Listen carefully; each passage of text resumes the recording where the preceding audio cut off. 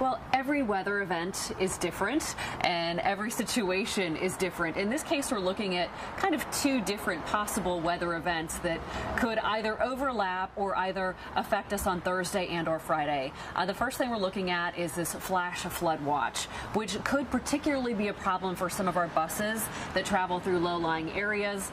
Could also be problems for cars if they were to have to travel through some of those low-lying areas or over creeks or bridges that may potentially flood.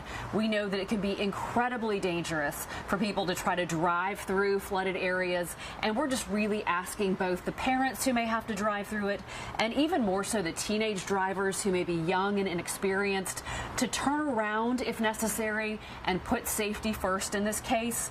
We're also looking at our buses and whether or not they may encounter some routes that may be a problem for them to even get through. So if they're having to reroute their way around some neighborhoods or some other low-lying areas, we'll be in close communication with the parents of those students to let them know if changes have to be made to get their children to school safely tomorrow.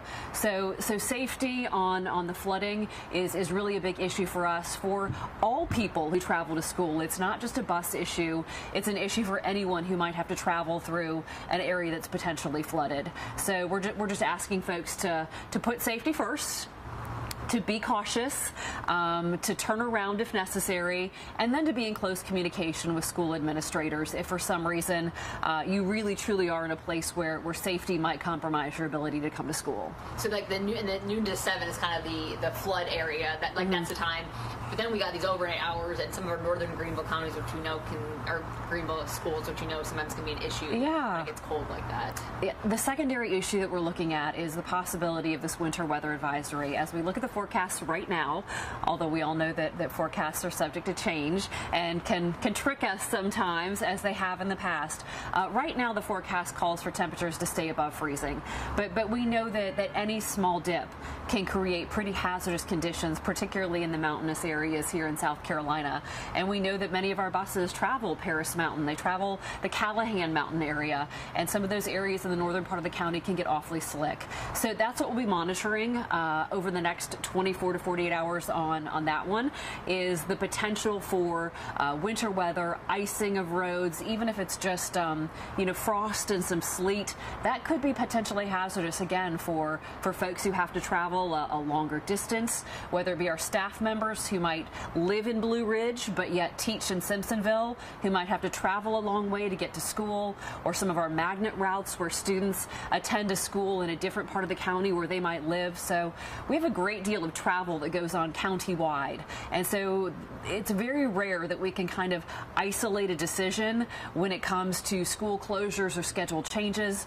In this case right now, the only thing we've really made an isolated change to is field trip schedules and canceling those that are headed in the direction of the winter weather. It's just simply not wise for the sake of a field trip to put a bus on a road in the direction of bad weather. So that's been canceled for tomorrow. And of course, if we know that children who are looking forward to a field trip on Thursday will be disappointed, but if possible, they'll reschedule, and that information will be communicated from the school to the parents of the students involved. And where were they going? I don't know. Okay, there's a number of them. Somewhere north. Yes, there's a few, and I could check if you wanted specifically. But yeah, I'd have to look. We have a district-wide field trip calendar that our assistant superintendents monitor, and so they took a look at that field trip calendar that principals update regularly, so we have a good picture on where everybody's going, and then can contact the schools and say, listen, this field trip up to North Carolina, would have been great in good conditions, but is not wise in bad conditions. Weather forecasts are great, but they are not 100% accurate. So really, in order to ensure safety, we need to put people out on the roads. And so the plan right now is to have certain members of our ICE team who have routes that have been treacherous in the past go out tomorrow morning at about 3:30, 4 o'clock, drive those routes, and see if what was forecasted came to fruition.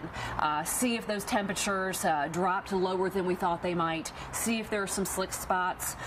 All these decisions, if they are a morning of decision, really need to be made at about 4:30 in the morning, because our bus drivers are heading to work and in the office by 4:45 and rolling out the door at 5 a.m.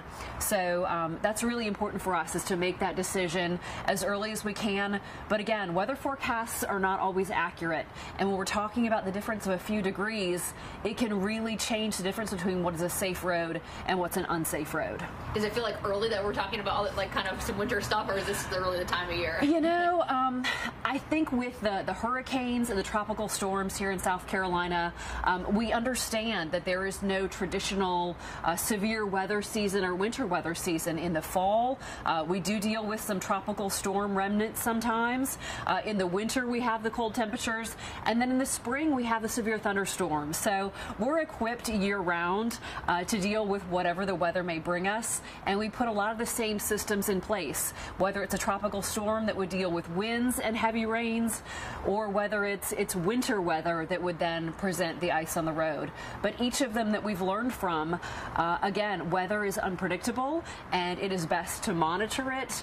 But at the same time, once you get close to that time period when you actually need to send kids to school and put buses on the road, it really is best to put people out there and check to make sure the roads are safe. And again, if parents are wondering, how do I know if my kid's school is canceled, is that stuff that'll come through the media, or they don't get alerts from it so early? No.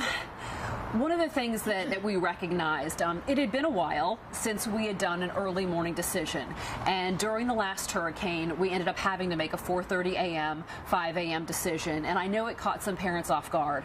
Our school messenger system, at this, yeah, I don't want to say it's not equipped, because we've made the choice to not make calls. When we make early morning decisions at, say, 4:30 or 5 a.m., we will not make a parent call. We understand that that's just simply too early to make a phone call. We are investigating some other methods to direct communicate with parents, but right now we are strongly encouraging parents to take on a little bit of responsibility in this. Turn on the TV tomorrow morning. If you need to, check your phone for Twitter or Facebook. Greenville County Schools social media outlets, our website are all resources where we'll post this information. But at this time, we don't have any plans for an early morning decision phone call. It's just not something that we've put into practice. We do have a text alert system. Some of our parents have complained that those messages aren't coming through, but we're still finding that it reaches about 15,000 of our parents who signed up for this system, the @GCS alert system. So we'll continue to send text messages through that system. But again, your primary sources would be social media and local media. And please, we're asking parents and older students who may drive the next 2 days to check before you leave the house.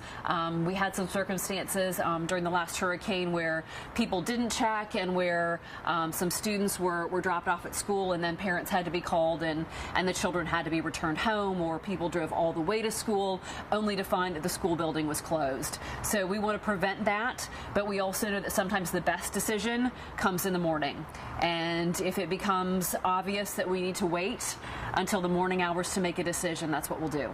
All right, perfect. So again, if they sign up for the text alert, then they get a text, but otherwise not a call. Otherwise, yeah, your best resource is to, open your phone or turn on the TV and see if you can check our website or the local news websites who do a great job of providing closing information.